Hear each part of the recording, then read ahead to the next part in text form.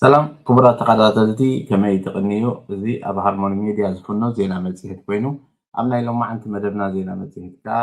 ንቁርብ ካብቲ ዝቐነየ ኣሉታዊ ዝኾነ ዜናታት ኣብዚ ናይ መጨረሻ ሰሙን ኣብ ናይ ውሳነ ዘሎ ሚግራሆን ስፈርክት ኣተኣታትየሞ ዘለዉ ሓዱሽ ኣሰራርሓ ብፍላይ ነቶም መንነት ኣጻሪኦም ዜግነት መልሲ ኣብ ምጽባይ ዝነበሩ ሰባት ንዖም ዝኸውን ኣወንታዊ መልሲ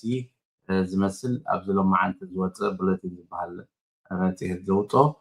ሓበሬታ ናባኹም ከብሎ እየ ናይ ሎማዓንቲ ርእስና ሓደ ይኸውን ኣስፊሕና ግን ክንዛረበሉ ኢና ኣዝዮም ብዙሓት ሰባት ኣብዚ ናይ ሕቶን መልሲ ዝነበረ መደባትና እውን ዘቕርብዎ ዝነበሩ ሕቶታትን ዘሎ ምጭንናቕን ክሪኦ ከለኹ ሎሚ ምናልባት ኣስፋሕ ኣቢልካ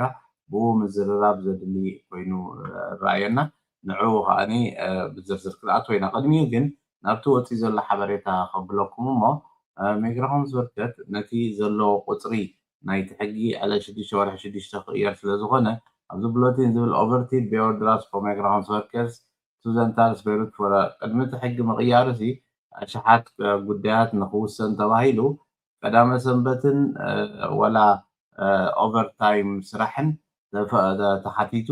ሎሚ 28 ኣብ ዝወፅእ ትማሊ ኣብ 28 ኣብ ዝወፅእ ዜና ትሪእዎ ኣለኹም ኣብ ሓደ ወርሒ ኣብ ፌብሩዋሪ ጥራሕ 6460 ኬይዛት ከም ዝተወሰነ ኣቕሪቦም እዚ እንታይ ይብል ዘሎ በዚ ዝኸድዎ ዘለዎ ሕጂ ኣብዚ ኣብ ኣፕሪል ካብ ዳርጋ እቲ ዝወሰኸሉ ደረጃ ሲ 46% ወሲኹ ከም ዘሎ ኣብዚ 4 ወርሒ እዚ ነዚ ከዓኒ ነቲ ዘሎ ብፍላይ እቲ ሕጊ ሓድሽ ምስ መፅእ በቲ ሓድሽ ሕጊ ክኸይድ ስለ ዝኾነ ቅድሚ እቲ ሕጊ ሓድሽ ምትግባሩ ነቶም ኦልሬዲ መንነታት ጻርዮም ኩሉ ወዲኦም ዘለው እቲ ውሳኔ ከይርክቦም ምእንቲ ተባሂሉ ኦቨርታይምን ዊክኤንድን ክሰርሑ ተገይሩ ይኽየድ ከም ዘሎ ዝወፀ ፀብፃብ እዩ እዚ ዜና ከምኡ ኣቐዲሙ ኣብ ሓደ ወርሒ እዚ ኣብ ፌብሩዋሪ ወፂኡ ዘሎ መንመን ኣቐዲሞም በዚ ጉዳይ እዚ ከዓ ተረባሕቲ ከም ዝኾኑ ኣየኖት ዜጋታት ክንደይ ዜግነት ከም ዝወሰዱ ብዝርዝር ዘለዎ ከዓ እዚ ካልኣይ ሓበሬታ ናባኹም ከብሎ እሞ ነቶም ቆፀራ ሓዙ ተባሂሉ ዝተዋህበኩም ኣብ ከባቢኹም ጥራሕ ትደልዩ ዘለኹም ወላ ርሕቕ ዝበለ ቦታ ኸይድካ ቆፀራ ሒዝካ ኣቐዲምካ ምኻድ ምናልባት ነቲ ከም ዝገብርዎ ዘለዎ ኣቃላጢፍካ ናይ ምውሳን ነገር እንድሕር ዳ መፅዩ ንዕኡ ተረባሕቲ ክትኮኑ ምእንቲ እቲ ቀልጢፍካ ኣብ ዝኾነ ቦታ ዘሎ ኸይድካ ምምልካት እቲ ምርኣይታ ሴራኻ ኣገዳሲ ይኸውን ከም እትሪእዎ ዘለኹም ኣብ ሓደ ወርሒ ኣብ ፌብሩዋሪ ጥራሕ 6460 ተወሲኑሎም ካብዚኦም እንተሪኢኹሞ እቶም ሶርያን ኣፍጋኒስታንን እቶም ዝበዝሑ ኮይኖም ሶርያ 952 14 ወይ 15% ናይቶም ጠቕላላ ኣፍጋኒስታን 707 10.9 ህንዲ 463 7.2 ኤርትራ 430 ካብዚኣቶም ዜጋ ዝወሰዱ እዮም 6.7 እዚ ቁፅሪ እዚ ኣዝዩ ዘኽብዶ ዘሎ እቲ ናይ ሚሊታሪ ገለገለ ዝብል ስለ ሕግታት ዝመፅእ ብኡ ቢሉ ዝመፅእ እዩ ስለዚ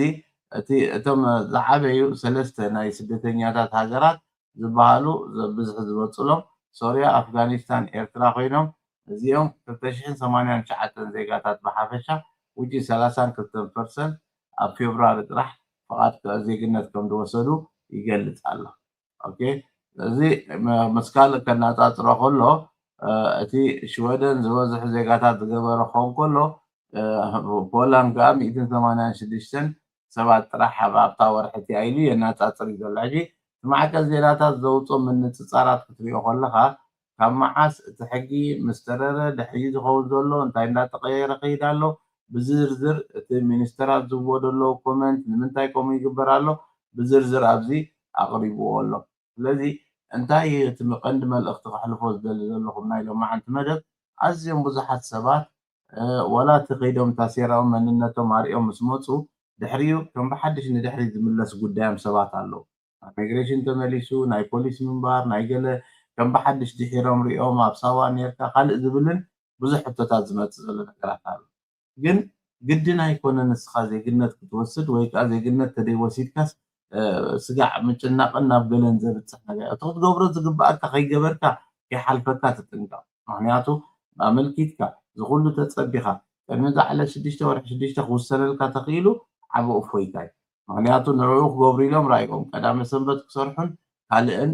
ተፈቂዱስ ብከምኡ ይሰርሑ ኣለዉ ኣብ ሓደ ወርሒ 6,000 ሰብ ተወሲኖም ከዓ እቲ ክውስንዎ ዝኽእሉ ከዓ ይበዝሕ ኣሎ ርኢ ኣለኹ ኢኻ መዓልታዊ ሰባት ደው ኢሎም ወዲኦምለይ ይቀኒልና እንዳበሉ ዝድውሉ ዘለው ብዙሓት እዮም ምክንያቱ ድሕሪታት ኣሴራ ከድካ ምርግጋፅካ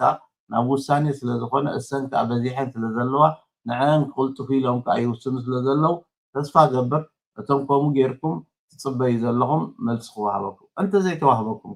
ስጋ ሕጂ እንታይ ኮንኩም ኣለኹም ኢኹም ወላ ሓንቲ በታ ፈተና ዝብልዋ ደለው ተሓልፍዎ እዮም መብዛሕትኩም ትሰርሑ ዘለኹም ኦልሬዲ ኣብ ሂወት ኣብ ናብራ ድሓንቲ ትኮኑ ዘለኹም ሰባት ከሸቅለኩም የብሉን ምክንያቱ ጌድካ እቲ ቋንቋ ዝበሃል መባእታዊ ቋንቋ እዩ እምበር ዓብ ነገር ከቢድ ነገር ክኸውን ኣይኮነን እቲ ናይ ሕብረተሰብ ዝበሃል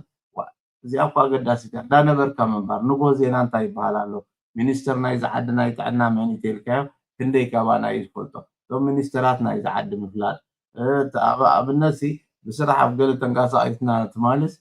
ሃገራዊ መዝሙር ናይ ሽወደን ምስ ዝሓልፉ ሰባት ኮንካ ምምማር ነይሩሲ ከም ብሓድሽ ኣውፂኻ ጎግል ጌርካ እንዳረኣኻ ኢኻ ትኸይድ ባዕልካ ሕሰቦ ሃገራዊ መዝሙር ናይቲ ሃገርሲ ክንደይ እዩ ዝኽእሎ ዜጋ ኮይኑ ዘሎ ሕጂ ኣብቲ ትነብሮ ሃገር ነቲ ናይቲ ሃገር ነገር ክትፈልጥሲ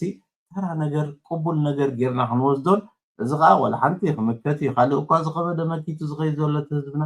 ካልእ እኳ ዝኸበደ ነገር ክኢሉ ዝኸይድ ዘሎ ሽርኩርቲ ከተውፅእ ቀሊል ኣይኮነን የውፅ ኣሎ እቲ ቋንቋታት ወዲኡ ሞያ ስራሕ ይሕዝ ኣሎ እዚ ኩሉ ጌርካ ከተብቅዕ ነዚኣ ንኸይትመፅእ እዚኣ ከይትኸውን እቲ ምጉያይ እቲ ምጭንናቕ እቲ ናይ ገለገለ ሰባት ከዓ ሕልፍ ዝበለ ኮይኑ ትምጭናቕ ምክንያቱ በቃ ከምዚ ምሻሎ ኣብነት ነይሩ ቅድሚ ሕጂሲ ቢንጎ ተፃዊቱ ዘይፈልጥ ሰብሲ ንሓሙሽተ ተሪፍዎ ከሎስ ኣብ መጨረሻ ሓደ ብገለ ቢንጎ ተበለስ ነቲ ካርቴላ ዕርዩ ደልቢዎ ሓሪቁስ ሰባት ኣብ ጥቑ ፀኒሖም ንሓንቲ ድያ ተሪፋትካ ነይራ እንታይ ዳ እንፀርጢርካ ተበሎ ኣይ ሓሙሽተ እንዴን ተሪፈናን ኩላታ ሰብ እኳ ሓንቲ እያ ተሪፋታ ደላ ንክትውድእ ሓሙሽተ ተሪፍዎ ከሎ ኢኹም ዘንፀርጢሮ ገለገሊኡ ኣመልኪቱ 2 ዓመት 3 ዓመት ገይሩ ከሎስ ደምጌሙኒ የርክብ ደኸውን ገለ ኢሉ ባዕሉ ጭንቂ ይፈጥር ንነፍሱ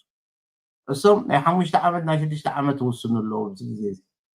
ክንድኡ ዝደምጌ ፋይላት ስለ ዘሎ 5 ዓመትን 6 ዓመትን ናብኡ ይውስኑ ኣለዎ ስለዚ እዚኣ ተቐዳመይቲ ምጭናቕ ደይምላይ እንተኮይኑ ኮይኑ ግቡእካ ጥራሕ ትገብር ስኻ ካባኻ ጥራሕ ብኻ ከምዚ ገይረ ኢልካ ትተዓሰሉ ነገር ከይህሉ እቲ ክትገብሮ ዝግባእ ጥራሕ ትገብር ካብኡ ንላዕሊ ግን ፈሊጥካ ሕለፍተ ኢሎም እንታይ ፀገም ኣለዎ ፈሊጡ ክሓልፍ እዩ እዚ ኮብ ካልእ ሃገራት ኣብ ኩሉ እኮ ግበር ኣሎ ኣብ ኣውስትራልያ ግበር ኣብ ካናዳ ግበር ወላ ሓንቲ ከዓ ተራ ነገር እዩ ከድካ ዝሓቱካ ነገርሲ መዓልታዊ ክትፈልጦ ዝግባእካ ነገር ኣለ ስለዚ እቲ ዝነበረ ናብኡ ብምቕያሩ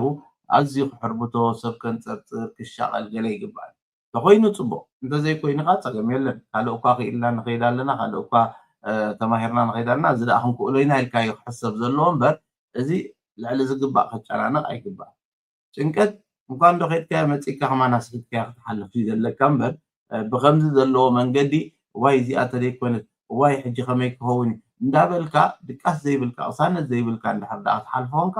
ቁናዕ ኣይኮነ ምክንያቱ ክንደይ ከኣኒ ወላት ዜግነት ሒዝዎ ከሎ ጥዕና ስኢኑ ክንደይ ዝሽገርን ገዲፍዎ ከዓ ኣብ ሆስፒታላት ደቂሱ ዝውዕል ዘሎ ክንሓስብ ኣለና ይኽእል እየ ዓቕሚ ኣለኒ ክመሃር እየ ክፈልጥ እየ ክሓልፎ እየ ጥራሕ ቅድሚኡ ገበናት ካልእ ዝዓናቕፍ ነገር ከይርከበካ ምጥንቃቕ ጥራሕ ይኸድል ስለዚ ኣብ ከምዚ ዓይነት ኩነታት እቲ ክግበር ዝግብኦ ነገር እቲ ፈሊጥካ ክትሓልፎ ዝግባእ ነገር ተራ ነገር ምዃኑ ከምዘይከብድ ከም ትኽእልዎ እዚኣ ኩሉ ሻዕ ክትሓስቡላ ዘለኩም ነገር እያ ካልኣይ መንበሪ ፍቓድ ቀዋሚ ዝበሃል ከነትሪ ኮይና ክበሃል ከሎ ፀገም የለን ብዘይ ቀዋሚ ተቐቢልካ ዜግነት ምሃብ እንተፈቒዶም ኣብዚ ዓዲ ብሰላም ተፀኒሕካ ገለ ኣብ መንጎ ኩነታት ተተቐያየሩ ሓጎፅጎፃት ኩሉ እዩ ምክንያቱ እሶም ዝደልዩ ዘለው ስጋዕ ዜግነትካ ሽጠልና እሞ ተመለስ ዝበሃል ደረጃ ዘብፅሕ ዘሎ ፖለቲካ ናበይ ገፁ ከም ዝኸይድ ንሪኦ ኣለና እዚ ምስ በልኩ እዚ ምርጫ ዝመፅእ ዘሎ ናይ ሕጂ ኣዝዩ ወሳኒ ሰባት እንታይ ይመርፁ ብዘየገድስ ክሳተፉ ናብ ምርጫ ከምዚ ብኩሉ ብዚ ብሶሻል ሚድያ ወፂኻ ዝበሃል ዘሎ ኣብቲ ዓውዲ ዝነጥፉ ሰባት ምስታፍ እቲ ቀዳማይ ኣፕዴት እዩ ኣብ ገዛ ኮንካ ምምራር ትርጉም የብሉ ሕግታት ዝቕየር ዘሎ በቲ ዝተዋህበ ድምፂ መሰረት ስለዚ ድምፅኻ ስሚዕካ ድምፂ ናይ ነፍሲ ወከፍ ተደማሚሩ ስለዝኾነ ኣብ መጨረሻ ነቲ ሕግታት ዘቐይር ኣብዚ ትርር ዝበለ ስራሕ ክድልዩ ተገዲስኩም ክትሳተፉ እቶም ክትመርፁ ዘለኩም ክትመርፁ اتمرج أخا ناتو صعبين ناتو وتصيد حيل تلازمت أزي لا تلابخو كابز قبا نلعلي زيج أن نجر جلجليو جنا مشين راح قريبو خيط أدق خلو جلجليو نداتج أنا نقص خدول ذلو خنا تاسبي بزح ذلو أبزي قرب هدأ من بالكدليو نتحبريتا خمنش من باب مرأي كدليو كم تنتري جرناجن زيج أن نجر أبكبابي خبوزح كله بعد غاقات مليس كانت أنت تخدتهم كا والسلام كسانتنا أكركبني سلام كسانتنا كتركب تخون كا هدي إلكا كل نجر لعلى عقنا يكونني كل نجر كأقابلك يحلفني لك تحسب يقبع ناولكو نايلوم ما أنت مدب بزغزازمي تغطى السمس قعنا الرخب سلام كنيا